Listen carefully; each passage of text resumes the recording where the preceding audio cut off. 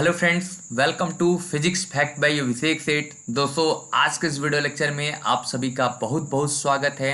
आज हम लोग भारतीय राज्य व्यवस्था का सबसे इम्पोर्टेंट टॉपिक डिस्कस करेंगे, जिसका नाम है राष्ट्रपति। आज हम लोग देखेंगे राष्ट्रपति से क्या क्या क्वेश्चन बनाए जाते हैं, किस प्रकार के क्वेश्चन आते हैं। सारे टॉपिकों को इस वीडियो लेक्चर में कलेक्ट करके मैं आप लोगों के सामने लेकर आया हूं, जिससे कि अगर आप इस वीडियो को देखते हैं तो आपका पूरा कॉन्सेप्ट काफ़ी बेहतर और काफ़ी अच्छा और एग्जाम के पॉइंट ऑफ व्यू से काफ़ी बढ़िया हो जाएगा। इसी को ध्यान में रखते हुए चलिए हम अपने वीडियो को स्टार्ट करते हैं। देखते हैं। तो जो पहला हमारा पॉइंट है, लिखा है कि संविधान के भाग 5 के अनुच्छेद 52 से लेके 79 के मध्य संघ की कार्यपालिका का उल्लेख किया गया। तो हम जैसा कि हम सभी को जानते हैं कि हम लोग जो अभी तक भाग में जो पढ़ा गया था उसमें है भाग 5 में सीधे सीधे लिखा हुआ है संघ की कार्यपालिका।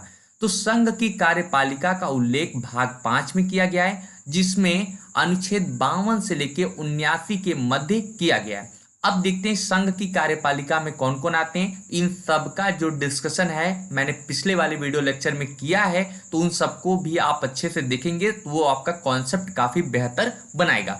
तो संघ की कार्यपालिका में राष्ट्रपति आते हैं, उपराष्ट्रपति आते हैं, प्रधानमंत्री आते हैं, मंत्रिपरिषद आते हैं और महान्यायवादी आते हैं। इतना आप पॉइंट ध्यान रखेंगे। चलिए हम लोग आगे बढ़ते हैं। तो राष्ट्रपति भारत का राज्य प्रमुख होता है, ये ध्यान रखिएगा आपका। ये अक्सर क्वेश्चन जो है बनाए जाते हैं, अभी हम लोग और देखेंगे तो आपको क्वेश्चन इंपॉर्टेंट ही सारा दिखेंगे।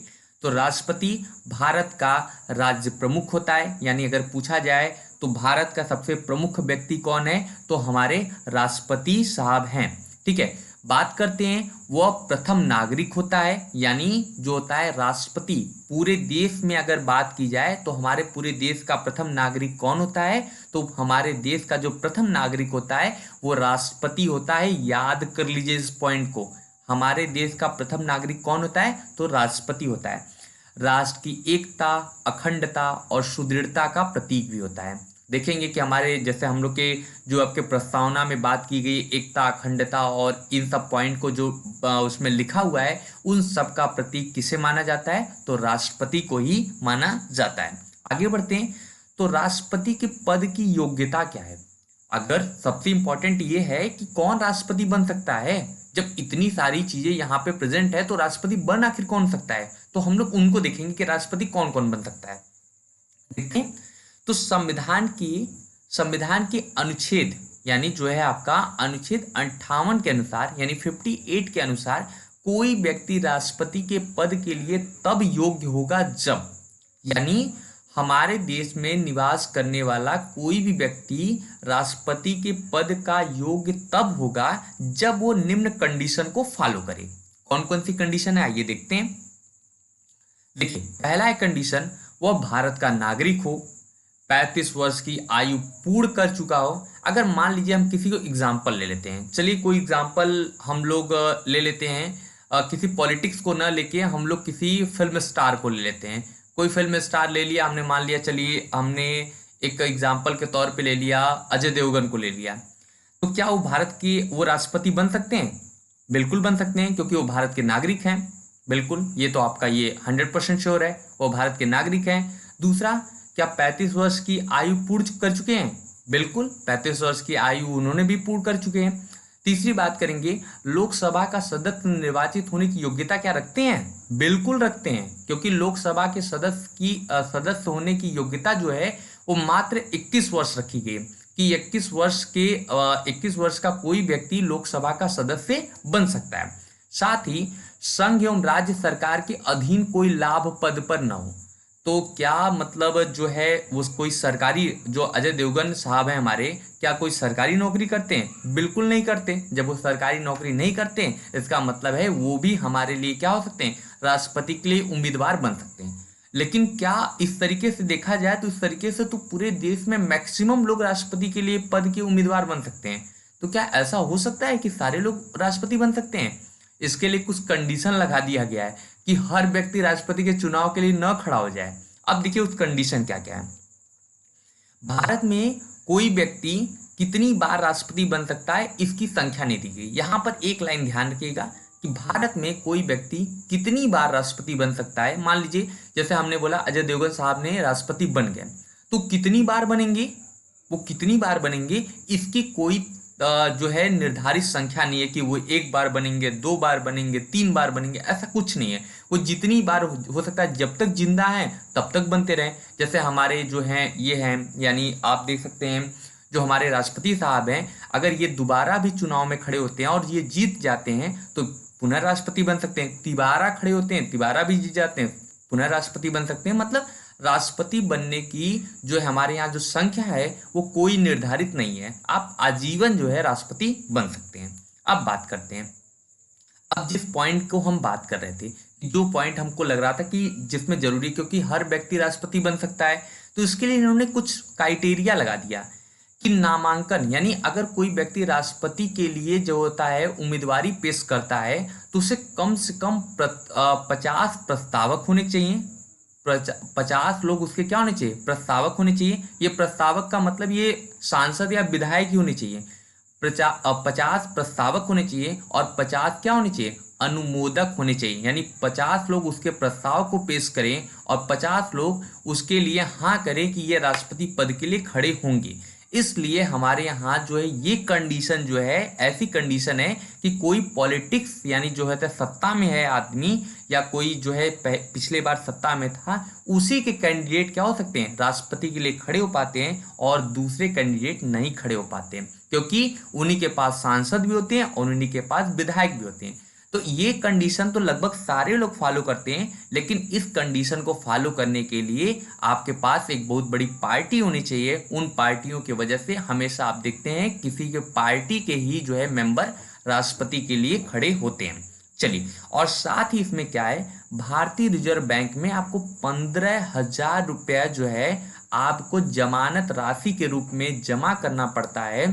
अगर मान लीजिए राष्ट्रपति के चुनाव में आपको, मान लीजिए जैसे राष्ट्रपति के चुनाव में आपने क्या किया, आप उम्मीदवार के रूप में खड़े हुए, तो क्या हुआ कि उसमें अगर आपको कुल जितना वोट मिला था उसका 1/6 भाग भी आपको वोट नहीं मिलता है, तो आपका ये क्या हो जाएगा, ये जमानत राशि जो 15,000 रुपये आपने रिजर्व बैंक में जमा किया है ये जब्त कर ली जाएगी, ये आपको वापस नहीं की जाएगी।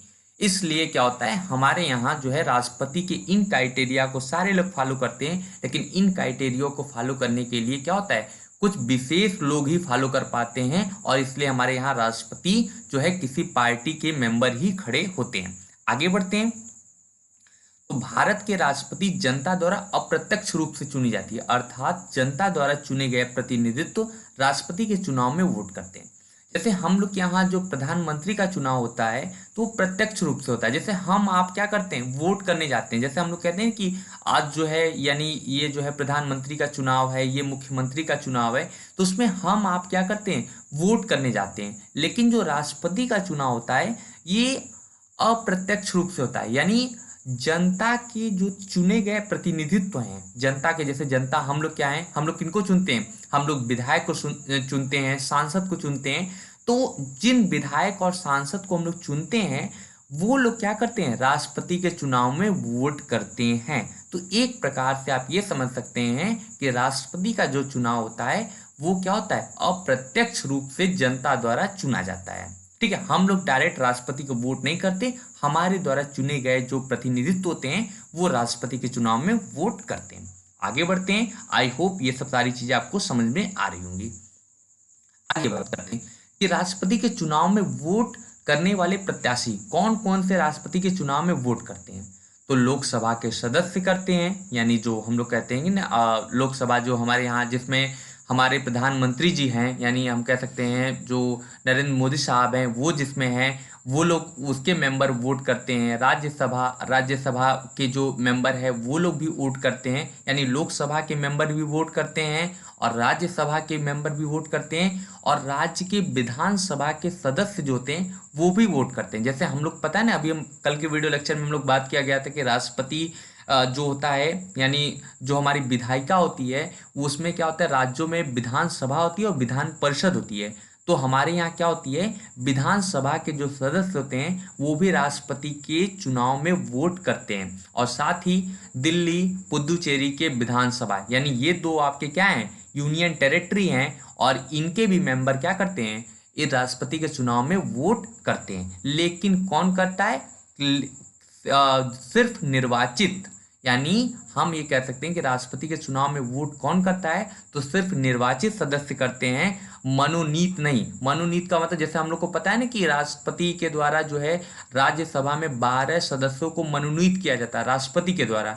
तो ये मनोनीत क्या करते हैं, सदस्य इसमें वोट नहीं करते हैं, सिर्फ कौन करते हैं, निर्वाचित। निर्वाचित का मतलब जिन्हें हम आप चुनते हैं उन्हें निर्वाचित कहते हैं, और जिन्हें क्या किया जाता है, किसी स्वेच्छा से, किसी व्यक्ति के स्वेच्छा से उन्हें रखा जाता है, उन्हें मनोनीत किया जाता है।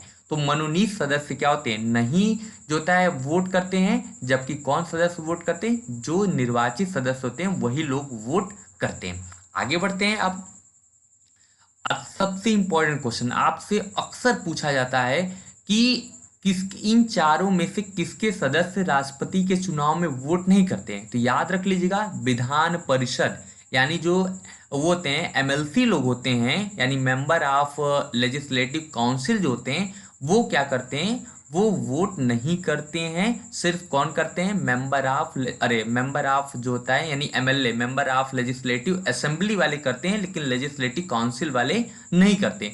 तो आपको ध्यान रखना है कि विधानसभा के जो मेंबर हैं वो तो वोट करते हैं, लेकिन विधान परिषद के सदस्य चुनाव में भाग नहीं लेते हैं, चुनाव में राष्ट्रपति को वोट नहीं करते हैं। इतना चीजें आपको क्लियर हो गई होंगी। आगे बात करते हैं, राष्ट्रपति के निर्वाचन की रीति क्या है।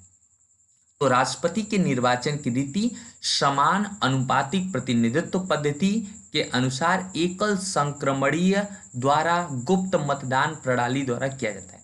इसको मैं बहुत शार्ट में आपको बताऊंगा, सिर्फ आपको थोड़ी सी जानकारी रखनी है, अदरवाइज आपको सिर्फ इनके बारे में जानना है। जैसे क्या है, समान अनुपातिक प्रतिनिधित्व, जैसे आप देखिए तो हमारे यहाँ विधायकों की संख्या क्या है, ज्यादा है, क्योंकि देख रहे हैं तो हमारे यहाँ क्या है, कितने विधायक हैं। अगर हम इनकी बात कर ले तो हमारे यहाँ विधायकों की संख्या कितनी है, तो आप देखते हैं तो हमारे यहाँ विधायकों की संख्या लगभग 403, यानी विधानसभा की सीट कितनी उत्तर प्रदेश में, तो 403 सीट है। और जबकि लोकसभा कितनी सीट है, तो मात्र जो है आपकी कितनी है, 80 सीट है।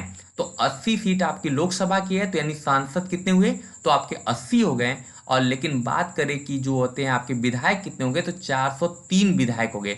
तो हमारे यहाँ क्या होती है, विधायकों की संख्या सांसदों की तुलना में अधिक होती है, इसलिए हम लोग जो वोट कराते हैं वो समान अनुपातिक प्रतिनिधित्व, यानी सबके जो होता है वोट का जो मूल्य होता है वो इस प्रकार सेट करते हैं कि सबके वोट का मूल्य क्या हो जाए, बराबर हो जाए। इसी को हम कहते हैं समान अनुपातिक प्रतिनिधित्व। यानी एक मान लीजिए कि ऐसा हो कि जैसे विधायकों की संख्या ज्यादा है और सांसदों की संख्या कम है, तो क्या होता है, कुछ ऐसा हम लोग रूल लगाते हैं कि जिससे 4-5 विधायक का जो वोट का मूल्य हो वो एक सांसद के बराबर हो जाए। तो इस प्रकार के जो वोट की रीति होती है इसको बोलते हैं समान अनुपातिक प्रतिनिधित्व।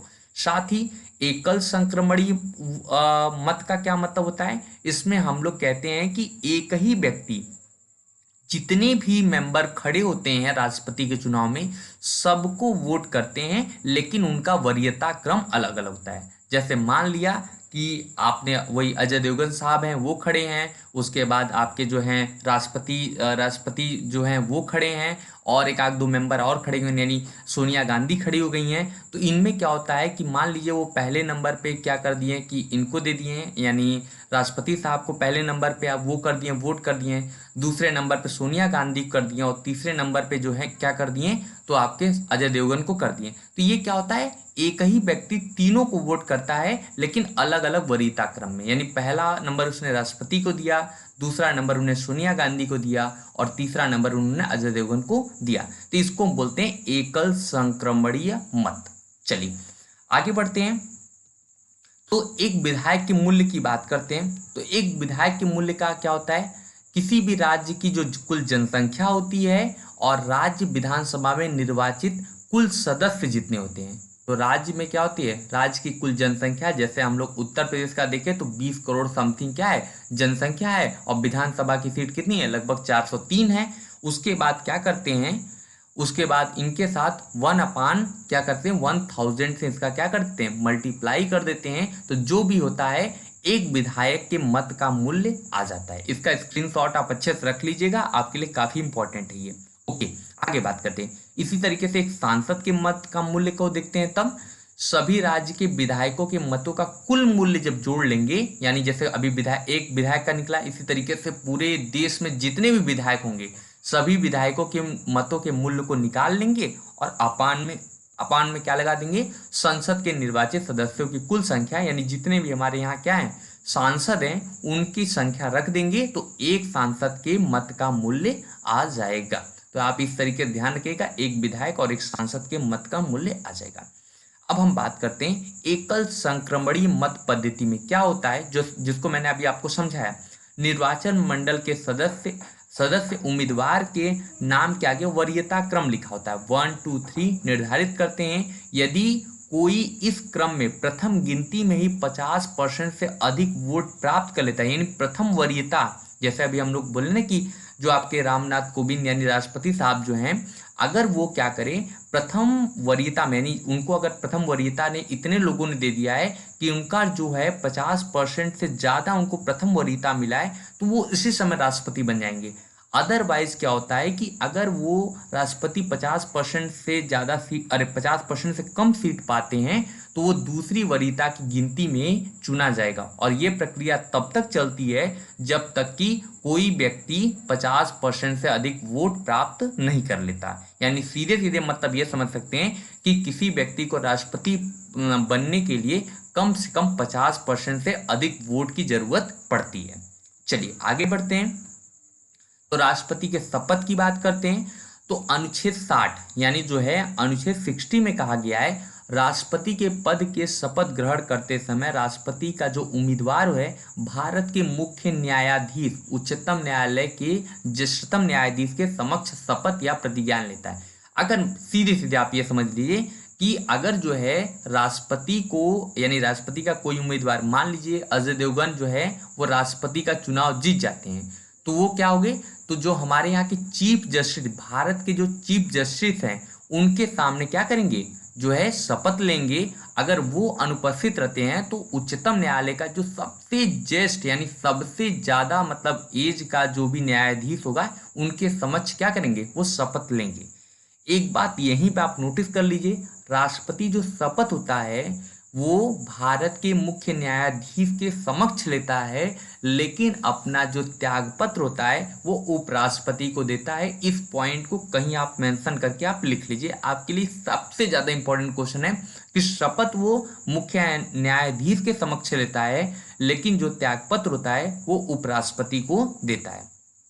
आगे बात करें तो राष्ट्रपति का जो पद एवं कार्यकाल है, तो राष्ट्रपति का जो पद है अनुच्छेद 56 के अनुसार राष्ट्रपति पद ग्रहण करते समय 5 वर्ष की अवधि तक अपने पद पर धारण करेगा। मतलब अगर कोई व्यक्ति राष्ट्रपति बनता है तो वो अपने पद पर जिस दिन वो शपथ ग्रहण करता है उस दिन से लेकर 5 वर्ष तक क्या करता है, वो उस पद पर बना रहेगा। उसके बाद उसका जो पद हो जाएगा वो हो जाएगा, कोई फिर चुनाव होगा, कोई दूसरा जीतेगा। यानी एक आप सीधे ये समझ सकते हैं राष्ट्रपति का कार्यकाल कितना होता है, तो आपका 5 वर्ष होता है, ध्यान रखिएगा। आगे बढ़ते हैं, यदि राष्ट्रपति को कार्यकाल के मध्य में ही त्यागपत्र देना हो तो अपना त्यागपत्र उपराष्ट्रपति को देता है। इसी पॉइंट को मैं आपको मेंशन करवा रहा था कि अगर राष्ट्रपति को अपना क्या है त्यागपत्र देना है तो किसे देगा, तो वो उपराष्ट्रपति को अपना त्यागपत्र देगा। आगे बढ़ते हैं, इसके अतिरिक्त उसके कार्यकाल पूरा होने के पूर्व महाभियोग प्रस्ताव के द्वारा उसे हटाया भी जा सकता है। मतलब अगर कोई व्यक्ति राष्ट्रपति पद पर है तो उसको हटाने का जो प्रोसेस है, हमारे यहाँ जो यूएसए के कॉन्सेप्ट से लिया गया है महाभियोग प्रस्ताव के द्वारा राष्ट्रपति को 5 वर्ष के पूर्व ही उसके पद से हटाया जा सकता है। बात करते हैं तो महाभियोग को मैं बहुत कम शॉर्ट लाइन में आपके सामने ले आया हूं, जिसको आप समझ जाएंगे तो आपकी चीजें जो होंगी क्लियर हो जाएंगी। महाभियोग एक न्यायिक प्रक्रिया होती है। यदि कोई व्यक्ति यदि राष्ट्रपति संविधान का उल्लंघन करता है, ध्यान रखेंगे किसका उल्लंघन करने पर ही महाभियोग लाया जाता है, संविधान का उल्लंघन करता है तो उसके खिलाफ उसे महाभियोग प्रस्ताव लाकर उसे हटाया जा सकता है।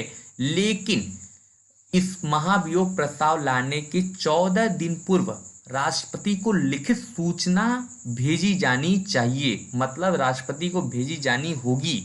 कब? 14 दिन पूर्व का महाभियोग को अगर आप पार्लियामेंट में यानी संसद में लाते हैं तो उसके 14 दिन के पूर्व राष्ट्रपति को यह सूचना क्या करेंगे, लिखित रूप से आप उसे देंगे।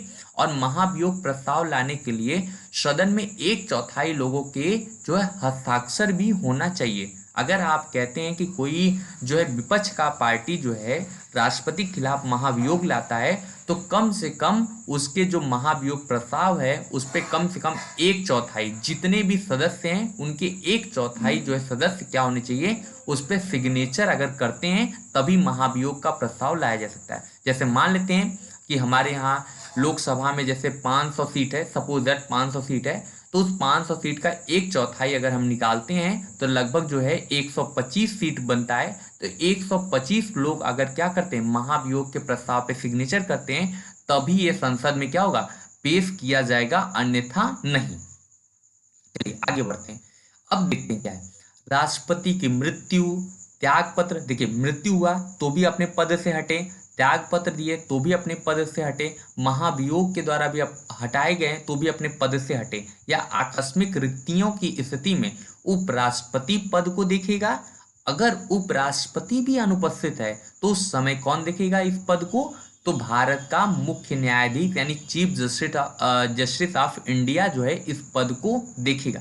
ध्यान रखेंगे जब राष्ट्रपति नहीं रहा, मतलब किसी तरीके से मृत्यु हो जाए, त्यागपत्र हो जाए, महाभियोग प्रस्ताव द्वारा उसे हटा दिया जाए तो उस समय कौन देखेगा इस पद को, तो उपराष्ट्रपति देखेगा। लेकिन अगर उपराष्ट्रपति भी उस कार्यकाल के दौरान अनुपस्थित है या उसकी मतलब तबीयत अच्छी नहीं है तो उस समय चीफ जस्टिस ऑफ इंडिया जो है इस पद को देखेंगे। आगे बढ़ते हैं। हाँ, एक याद रखिएगा सबसे इंपॉर्टेंट वन लाइनर क्वेश्चन के लिए, मोहम्मद हिदायतुल्ला एकमात्र मुख्य न्यायाधीश है जिन्होंने राष्ट्रपति के पद पर कार्य किया है। अभी तक जो यानी चीफ जस्टिस कोई भी ऐसा हो जो चीफ जस्टिस हो और वो राष्ट्रपति के पद पर कार्य किया हो तो वो कौन है, मोहम्मद हिदायतुल्ला जो हैं एकमात्र ऐसे मुख्य न्यायाधीश हैं।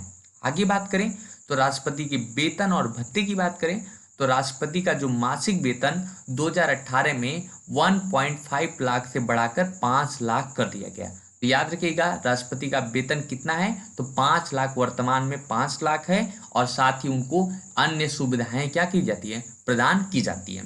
इस प्रकार से राष्ट्रपति का जो है पार्ट फर्स्ट हम लोग कंप्लीट कर लिया गया है। और इस वीडियो की जो पीडीएफ है वो पीडीएफ जो है डिस्क्रिप्शन में टेलीग्राम ग्रुप का लिंक दिया हूँ, उस लिंक से आप उस पीडीएफ को डाउनलोड भी कर सकते हैं। और साथ ही इसका पार्ट सेकंड जल्द ही अपलोड किया जाएगा। अगर वीडियो अच्छा लगा हो तो उसे लाइक और शेयर अपने दोस्तों में जरूर